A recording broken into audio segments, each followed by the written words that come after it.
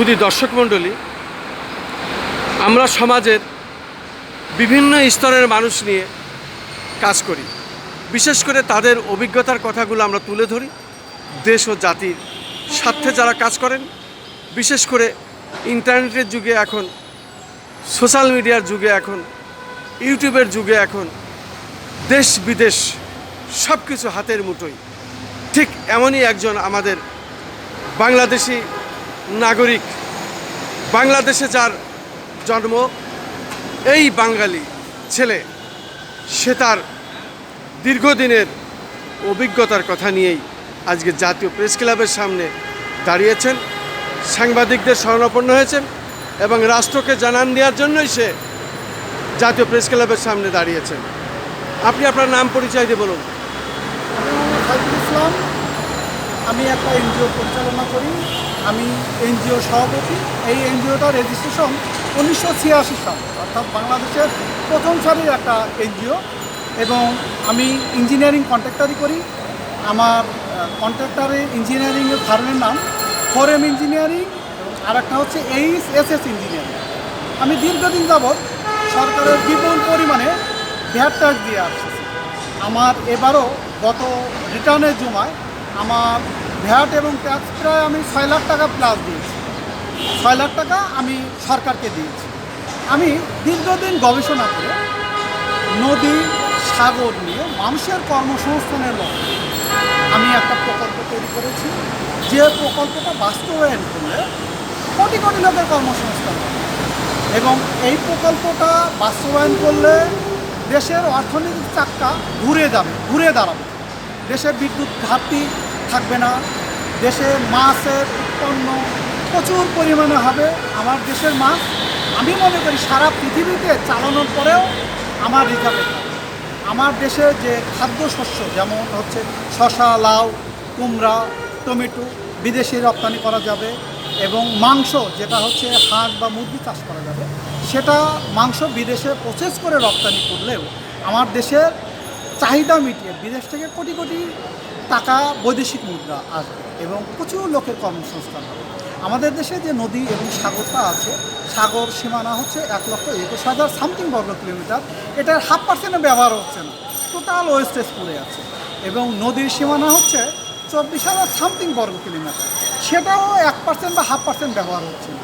এইটা যদি আমরা জাতীয় স্বার্থে ব্যবহার করতে পারি, এটা যদি কর্মসংস্থানের লক্ষ্যে এখানে কৃষির আওতায় নিয়ে আসতে পারি, বিদ্যুতের আওতায় নিয়ে আসতে পারি, আমরা যদি প্রাণী সম্পদের আওতায় নিয়ে আসতে পারি, মৎস্যের আওতায় নিয়ে আসতে পারি, তাহলে বিপুল, অর্থাৎ বাংলাদেশের সমান আরেকটা বাংলাদেশ আমাদের সাথে সংযুক্ত হচ্ছে।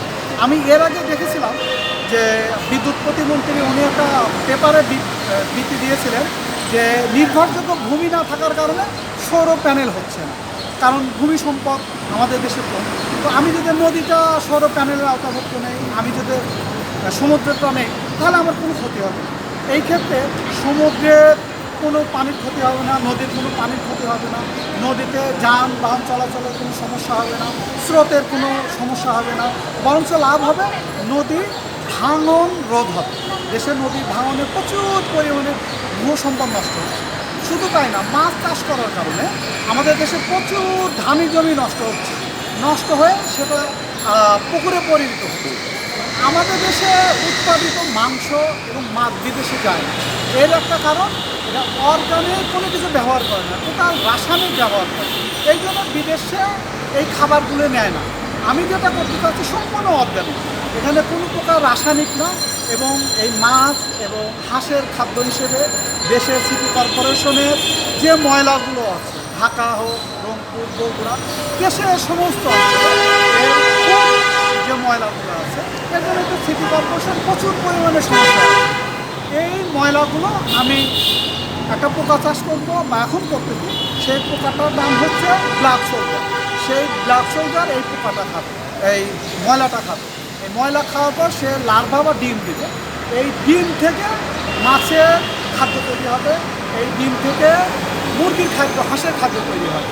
এবং ওয়েস্টে যে প্রোডাক্টটা থাকবে, অর্থাৎ বাই প্রোডাক্ট হিসেবে এটা উৎকৃষ্ট মানের রাসায়নিক। আমি মনে করি এটা ইউরিয়া সার বা ডিএপি, পটাশ, এটা হচ্ছে এক একটা সার আলাদা, আর এটা একেবারে টোটাল সম্মিলিত একটা সার এবং এটা দেশের জন্য কৃষির জন্য খুবই একটা উপকার এবং এইটাই বাস্তবায়নের লক্ষ্যে আমি আজকে এই প্রেস ক্লাবে দাঁড়িয়েছি। মাননীয় প্রধানমন্ত্রী জননেত্রী শেখ হাসিনার প্রতি বিনীত অনুরোধ জানাচ্ছি। কারণ দেশরত্ন শেখ হাসিনা, ওনাকে আমি বঙ্গ জননী বলি না, আমি বঙ্গমাতা বলি। কেন বঙ্গমাতা বলি? কারণ উনি বঙ্গবন্ধু শেখ মুজিবুরকে সারা পৃথিবীর কাছে উনি পরিচিত করেছেন। উনি পরিচিত করেছেন বিধায় বঙ্গবন্ধুর মা জন্ম দিয়েছেন, কিন্তু এই মা পৃথিবীর সবার কাছে পরিচিত করে দিয়েছে। এই জন্যই আমি ওনাকে বঙ্গমাতা বলি। এই বঙ্গমাতার প্রতি আমার বিশেষ নিবেদন, বিশেষ আবেদন, আপনি দয়া করে আমার এই প্রকল্পটা সম্পর্কে একটু ভাবুন।